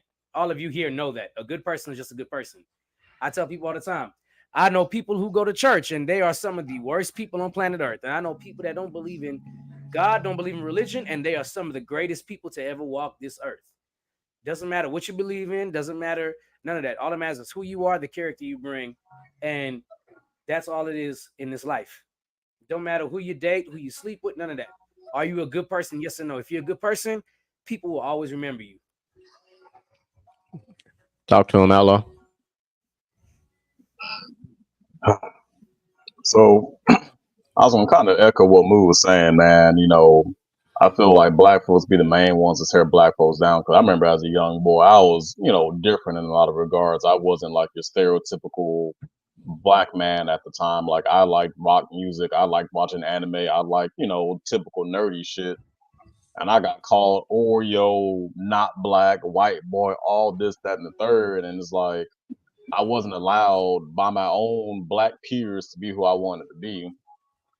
And that's just like not a way to grow up, you know. Like let people be who they want to be. You know, if they ain't hurting nobody, why you gotta clown them for what they're interested in, you know? And I feel like black folks, we really tear each other down just for the fuck of it.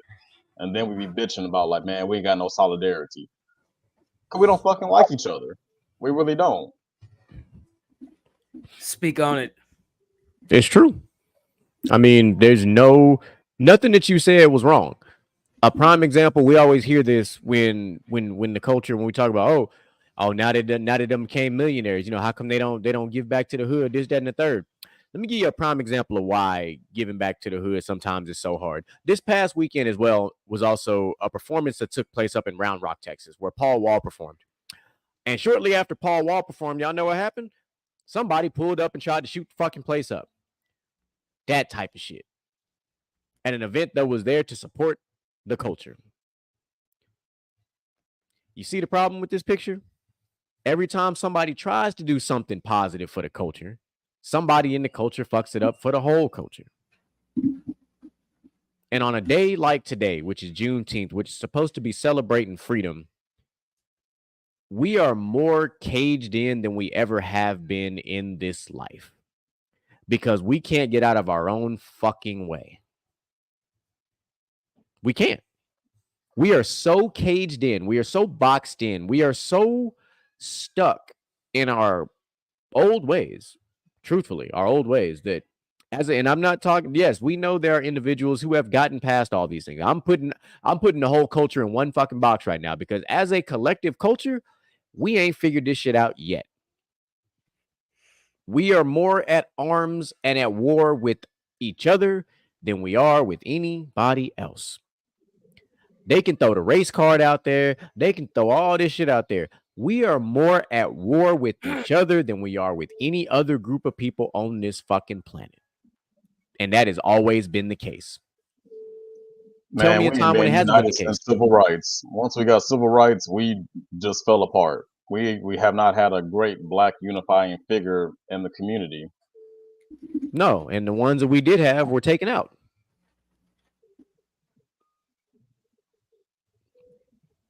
I'm gonna say this.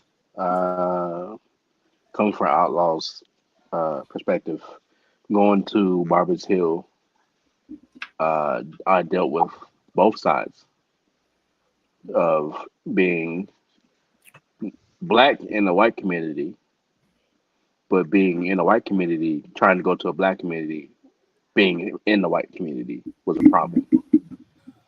You know, say like, oh, you went to Barbers Hill, oh, so you white. No, it's not. That's not how it works. They were just mad your parents had money. Shoot, barely. We wanted something better for ourselves. Yeah, but I mean, but you know what it is, though. You know.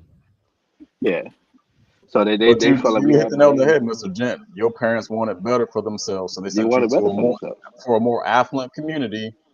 And the motherfuckers who couldn't afford to live in that affluent area and send their kids to a better school was hating on you just And they because you knew had it better. wasn't. Yeah, they knew it wasn't. They knew Baytown and McNair wasn't it, so they got and went to Mont Bellevue, which no matter how you shape it up, is damn near all the same city. Is just divided up 3 ways. Exactly. And then the Classic fact that case they of not black enough for the black community and too black for the white community. from the white community. Exactly what it was. Boy, Mike can know I, that I shit didn't like a motherfucker. I didn't get there till middle school, and there's other black kids that were there from kindergarten up, and they were still looking at me like I was, too black. Some And I'm kind of like, goddamn jigaboo. nah, for real. They call Baytown ghetto, the hood, and I'm looking at them like I'm gonna leave it alone, because it's definitely not that. Go Y'all ahead don't and know go down the exactly what street to y'all talking. HISD and say that again. Y'all don't know what y'all talking about. Baytown, the place with Exxon. Come on. Exxon, Chevron, like Shit, Bear, all that. But the fact that it was hard growing up dealing with both sides of that. It's bad it hurt more from the black community than it did from the white community. I expect it from the white community. For the black community, is like you want better. And if you understood how powerful the black community would be if we all just got together, if we all went on one accord and did what we need to do, all this racism stuff probably won't happen no more.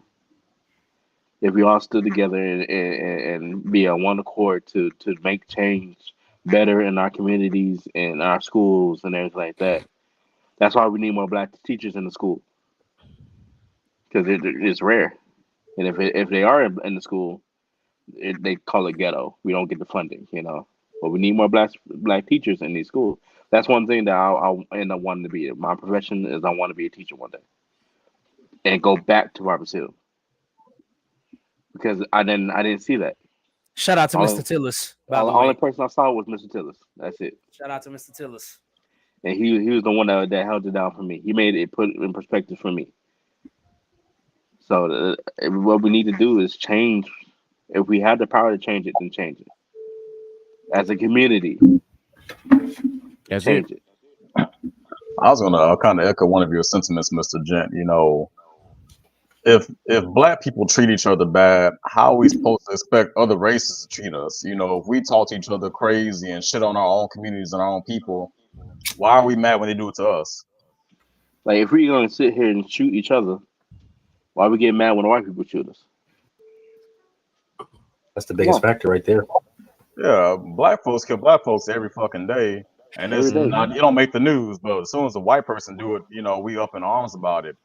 We need to treat ourselves better. We really do. Yeah, but it doesn't matter how up in arms we get about it until we fix ourselves. We're always going to be stuck in this box because, unfortunately, no matter how you look at it, what Mr. Gent said, what Outlaw said is 100% true. If we were to at some point actually band together, things would be great. But guess what? We are so far apart that the media even knows what it takes to get a reaction out of the community. Yeah. Because we react to everything. Mm-hmm. We react to everything when we don't even have to. Y'all want to know what's crazy about that statement? Is movements begin and end with us. So whenever we react to something, whenever we, or make something go viral, bro, like that's what they count on. They count on not just the black dollar, but they count on the black clicks. Social media is huge now. Engagements earn you money. The black voter. Look at the last election. Look how big the black vote was in this last presidential election. It was literally the swinging force of the entire election. Literally. The black vote was the most important vote in the election, and it swung everything. The black dollar, right? Everything starts and begins with us, right? But people want to sit up, and this is the thing I always say, is y'all are so busy fighting each other and then you wonder why the world run laps around us, right? a lot of people will sit up here because I sit in the forums, right? I understand. I sit in the live talks, right? The roundtable talks like we do now. And a lot of people will say, oh, well, why can't the black community do this when the Arabs, the Asians, the Mexicans, they all can do this? I'm like, well, when they come to our communities, when they come to the communities, they work together. That's the thing. They're not worried about who's doing what, and they're not worried about who's getting what. They're all working together, and they're not stepping on each other to get there. Like if you look at some of the businesses, even around where we at, like some of these markets, bro, these Indian folk that own these markets, it'd be a family to own that shit. Whole family. It'd be different family members running that shit. We can't do that shit in the community because we too damn selfish. Because we're too busy arguing about colorism, about 50-50, about because if we're not the face, or if we don't feel like we getting a fair cut because we want to go buy these J's or go buy this purse or go buy this, we so caught up on the Hollywood of things. Exactly. We don't think about the business side of things. We're so caught up in the Hollywood of things. And what do I mean by that? The material shit. Yep. Go look at every single prominent market that revolves around something material. Black people own it. Because we look at material things as a status thing when it's really not. You could be broke as fuck owning a bunch of Jordans. Yep. 100%. We actually, this group of men right here, when we were younger, we saw this. When these brand new sports cars would come out, boys was driving them brand new Mustangs and shit to apartments in the hood. So what you telling me is that instead of you buying a house back way before the housing market is what it is now, you would rather have spent $55,000 to $65,000 on a car when you ain't even got a house yet. They doing it for Hellcats now. Like, come on now. Like, you could, back in them days, we talking about in the early 2000s, $45,000 to $65,000, you damn near could buy a house outright. And it'd be a nice housing market was so down back then. Those were the days. Like, if you bought a $60,000 house, that was a 2-bedroom, 1.5 bath house with a garage. You almost double your equity now, if not double or triple. Like, make it make sense. But, again, until we get out of this, but we got to get out of this box. We're going to forever be in this box as long as our priorities are focused on material things and not think about what we kind of consume as a culture, man. We consume a lot of this, glamorous hip hop lifestyle, trying to live like them niggas on TV. And instead of like embracing influential black figures that are actually positive, I hate to say it, we embrace niggas like Future. And I like Future. This is true. But where's the lie? I feel like when it comes down to it, when it came down to why we're like this, is the fact that, we didn't have anything beforehand, We didn't have, we live in these houses. We saw these things happening. We saw the master had this, master had that, the wife had this. But now that we can obtain these things, we want that instead of making a life better for us and our family. One problem with the black community is we always get together. We only get together when someone dies or when someone's cooking. That's a problem. Mm-hmm. Usually it's the same event. We be doing a cookout. Yeah, I was about to say it's kind of collectively one event. Yeah. I really attribute this to I think y'all are gonna like this one. I remember saying, I think when me and GQ was still audio, I had a whole tangent on what success was. Yep. Right. And the one thing that black people love to do is idolize the story from rags to riches. Like it's like this incredible flex. It's an incredible flex. Let me tell you, I came from a low-class family, right? There's nothing cool about being broke. At all. Did we have fun with what we had fun with? Yes. Did we get some basketball goals? Yeah, basketball goals took about 2 or 3 months savings to buy. Other than that, we turning on sprinklers that's supposed to water the yard, and we're turning on sprinklers and running through it and playing tag with it. And Man, getting the trash bags, put some Tide soap on and making a slip and slide. Man, we was taking clothespins and putting towels on and making superhero capes. Right. Like, but see, we so idolized, bro. But a lot of us, and like in my life, like, you know, I came from a not so well off family, but I didn't truly realize that I didn't know that I was basically poor. I didn't realize it because my mom never set it up that way. You know, it wasn't until I was introduced to meeting other groups of people. Like when I had my first white friend and I went to a house like that and I was like, yo, what the fuck is this? Like I saw my first six figure house. No, it wasn't even a mansion. It was just a 6-figure 2-story house. To us. Yeah, to us. Yeah, to us. Yeah. But like seeing that $115,000 house, you know, back in 2003, and you're just like, yo, this is wild. I had the same experience, bro, but I had a black friend. His parents were well off. I went to his house for the first time and I was like, this nigga is a different kind of nigga. Like, I'm over here with the fucking mom who's fucking on her third divorce. His parents been there for like fucking 20 years now. It's fucking wild seeing shit like that. It's culture shock. You didn't know that you were poor until you went to another nigga house. Yeah, like you had no idea. Like you thought, you know, whatever you had, you thought, all right, this is just part of life. Until you start seeing other people's lives, and then you're like, yo, what's really going on? I just feel like the need to tell everybody again, bruh, you do not have to be filthy rich to be a successful person at all. I need people to understand, bruh, that rapping and sports aren't the only way to make a good living. You can go. That's arguably the hardest way to do it. The hardest way. Every black kid in America is trying to do that. They're trying to either be entertainer or they're trying to be a sports person. The people who are out here truly win on. The people that say, I want to be a brain surgeon and go to school and do it. And they live in a nice community like a rapper or whatever. And you never know. Shit, they living better because they in them gated communities where you got to have an ID card to get in. Right. You know, and their taxes are lower. Yeah. Like, I'm going to echo your sentiments, man. I'm going to say it like this. Poor is not a financial state of being. Poor is a mentality. Yes. When you got a poor mentality, no matter how much money you got, you still gonna be fucking poor. Yeah. Because at some point you have to stop looking at material things as a status symbol. Why do you think billionaires don't look like the rest of us? Billionaires look next to a millionaire right now and we'll never know. Bro, a lot of millionaires and billionaires look like common people. Because they're not spending all their money on a bunch of material shit. Like the stuff that their money it's invested in shit to continue making money. Whatever vehicle they drive in is paid off. Now they might have a nice vehicle, but they ain't outlandish with it.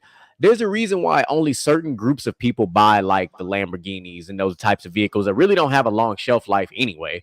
But it's a status symbol. Listen, you don't need all that to be happy and be successful. Like, you just don't. The people that I be jealous of, I ain't gonna even lie to you. I'm only really jealous of the ones that got that bread, but they got them nice ass boats. Like, bro, that's an investment to me. Like, let me get it. You know what I'm saying? That's a flex. Hey man, I'm having my 45th birthday on my private yacht, man. Y'all pull up. Like, the fuck? That's a flex. That to me is way more than a flex than like pulling up in a 2-door Lamborghini that I can only fit like 4 people in. You can't even fit 4 people in. I'm just trying to. Well, hey, listen. All I'm saying is Bruce Wayne in The Dark Knight did it. He had a chick sitting on his lap and he had a chick in the passenger seat. But that's neither here. That's Batman. We all ain't Batman. Yeah, we love Batman. You know. But let me go ahead and say this because my brothers alluded to it real nice, but I'm gonna go ahead and just give it to y'all straight, raw, and uncut. Right? We don't need no more rappers. Listen to me. Let me see this motherfucker. We don't need no more rappers, no more singers. Content creators, OnlyFans hoes, and or IG models. Come on we need electricians. Do you hear me now? We need plumbers. Okay, I'm happy DJs wasn't a part of that. we always don't need DJs. Okay? DJs are a solid part of the community, like a barber. We need barbers and DJs. That's true. Look, I was going to say we need barbers and DJs. Okay, that's a really good trick. And bartenders. Yes. Okay, bro. We need computer engineers. Workers. Okay. We need masonry workers, architects. We need geospatial engineers. Move. And to echo your point, I'll say this again: successful is defined by a goal that you set out and you meet. If your goal is to be a construction worker, you go to school, master your craft, and get hired as a construction worker, you are successful in your goal that you set. That is successful. Don't let nobody put a cap on what success should be for you. Don't let nobody tell you what success should be for you. If I say, hey, y'all know me, I'm a DJ. One of my biggest things was I want to go play in Vegas. I did that 4 years ago. Like, your boy, you international. It is. We need IT techs, nigga. Y'all not hearing me because y'all want to sit up here. I want to be a rapper. I want to be a ball player. I want to make 6 figures. Everything I just named, you can make 6 figures. Everything I just named, you can make 6 figures. Let me tell y'all something right now. Okay, look, check this out real quick before we get up out of here. Right, I do delivery. Right, for everybody that wants to know, I deliver cannabis. Right, I deliver weed. Yes, it's everybody's. That's my dog. I ain't gonna lie to you. So check this out. All of the most wealthiest, richest fucking places that I pull up to, they not a rapper. They not no fucking actor, a movie star, or singer. Guess what? They're a doctor. Guess what? They're construction workers. They're truck drivers. Oh my God, they're electricians. The biggest, fattest houses ever. They got the big ass fucking houses. They with the big boats and shit, fat ass RV, and they got 2 yachts on the river, on the lake, wherever the fuck they at. Yeah, a truck driver. Okay, do y'all hear me? A mason layer, brick layers type shit. They're not rappers. They're not ball players. And you don't have to. Never. Everybody has to be a content creator. Not everybody has to be a rapper. Motherfucker, go be an electrician. You can make $100,000. You can be a millionaire being an electrician. Hey, the most underrated line in a movie of all time. I tell people all the time. ATL. He told his little brother, "You don't have to be a dope boy to have money. Listen to what's going on. You don't have to be a rapper to have money. You don't have to be a famous entertainer to have money. You don't have to be on TV to have money." 50 Cent just moved to Houston a couple of years ago and said, everybody in Texas has money. I'm bidding $115,000 and getting outbid by regular freaking people for wine. I bid $115,000 on wine. A random dude said I got $125,000 for it. There's money to be made, bro. It's just all about what are you going to do to achieve that? There's money to be made out here. It is. There's nothing wrong. Like, for instance, you work at Home Depot for 3 years. You get supervisor. You go from supervisor, you make it to store manager. I don't think people understand. Assistant manager at Home Depot makes $115,000 a year as an assistant manager of a retail store. But that's the kind of stuff they don't tell you in school. Man, I just seen, okay, for everybody who want to talk, for everybody live in Texas, I just seen what they making at Buc-ee's right now. GM at Buc-ee's can break. Y'all stop playing, dog. All right, bro, just a regular associate making $17, $18 an hour. Come on. Y'all better stop playing, man. A gas station. Everybody don't need to playing. And then look, your managers over there starting at 20 plus. Yes, and then if you work in the car wash, you making $22 an hour working in the car wash. The Buc-ee's in Baytown about to get a car wash. Yep. Yeah, I might. If you work in the food department, you make bread. Come on. I was looking at it yesterday. I was like, man, I might fuck around and move to Texas. Hold on, stop playing with me. Man, come on, bro. Y'all bullshitting. Mo, you come to Texas, I got a job for you. You can drive a forklift. I'm telling you now. I'll move back real quick. All five of these gentlemen that you see on this panel here, this is what we do on the side. This is not our full-time job at all. I got 2 jobs. It's not. But I tell you what, by the definition of successful, I 100% feel like I'm that. I've got, for the most part, I've got everything I've wanted in this life. From where I came from to what I have now, I got everything I want. There are some things that I am working towards now that I was not working towards 10 years ago. My mindset changed. But I guarantee you within the next 10 years, I will have those same things that I'm going after. Me and Outlaw got a big ass plan that we trying to set in motion. Trying to change the game. You know what I'm saying? We trying to bring a black Yellowstone in this bitch. You know, that's what we trying to do. Come on, family. But no, one thing I want to get at is the fact that, you know, a lot of going back to mental health a little bit right here. It's not a time limit on the success right here. You know, you can be 35 and everybody around you has got, you know, their house, their family like that. You can be 35 and you can still be working on it. It's okay. Your level of success is a different level. If you can be thinking big and they be thinking small and they think they're successful over there, it's okay. You're gonna have time. Take your time, perfect your craft, and get to where you want to be. Hustle. That's simple. That's me. It always takes time. Hustle, baby. You know what, Mr. I'm gonna echo your point. Oprah Winfrey didn't get her big hit, rolling until she was like what in her 40s, right? Right. Denzel was Yeah. in his 30s. Samuel Samuel Jackson was in Jackson his was 40s. yeah, like Sylvester Stallone was over 50, bro, when he right above 50 with Rocky. Come Like on. like a lot time, of our there is no favorite time on actors and success. actresses did not get their big break until they was in the game for a long time. Yeah, that's just the way it is. You know You what? gotta cut your teeth, man. That's it. You gotta cut your teeth. You gotta earn your stripes, whatever metaphor you want to use to get to that point. GQ will appreciate this because there's a race multiple times a year. It's called the Spartan race. Okay. Here's what I do know. Everybody doesn't beat the Spartan race on their first time or their second time or their third time or their fourth time. But every year they get closer and closer and closer. And one day you eventually beat that race and you get to sit among a pantheon of people who have also beaten that race. Doesn't matter how long it takes you, you're going to be embraced by everybody in that community because you overcame everything you're supposed to and became successful in the goal that you set. Literally, that is life. Everybody won't do it their first time. Everybody won't do it their second time. Everybody won't do it their third time. But you just keep pushing and pushing. I guarantee you just set out little goals for yourself, and that is the definition of success. You set a goal, you meet it. All right, I beat my goal. That's successful. Set the next goal, meet it. That's the next successful moment. Set the next goal and meet. That's the next successful moment. It doesn't have to be overnight. Those are 1 in a million people when people go viral overnight or somebody. And most of the time, we look at this overnight because we never heard of them the day before they became viral. But it's something they've been working at for years, and you would never know until they tell you the story. Absolutely. Shout out to all my OCR athletes out there getting muddy and dirty. I'll see y'all in October when I make my comeback to Spartan race. I've been looking into that. I'm finna do one once I get fully healed. I'm not gonna lie to you. I got my trifecta back in 2016. I'm going for my next trifecta this year. I'm not an avid swimmer. I'm not doing that. Just I'm not doing based off the fact I'm not a swimmer. My goal is they got a thing called MS 150, a bike ride from Houston to Hey, Austin. no, I'm not. I've seen that shit. That's what me I and my want to do. Peloton will be just fine right over there. I'll use a Peloton and envision that shit. How about that? Because I applaud you for that. But we coming up on that good old 2-hour mark, man. So let's get these closing remarks out. I'm gonna let Mr. Gent start us off.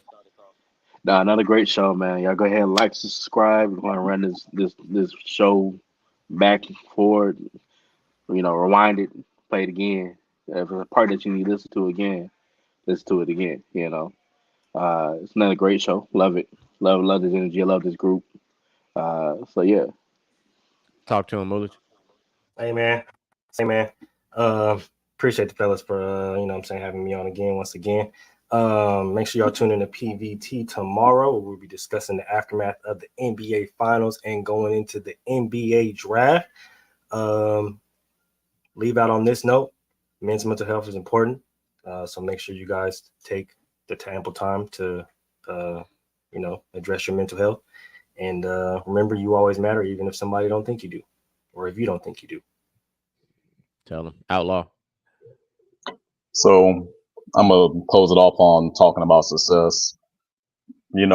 Anybody can be successful. We just got to define what success looks like, for you and your situation. But at the same time, a lot of folks don't realize they're holding themselves back. You might be in a situation that's not conducive to being successful. The only person that's holding you in that situation is yourself.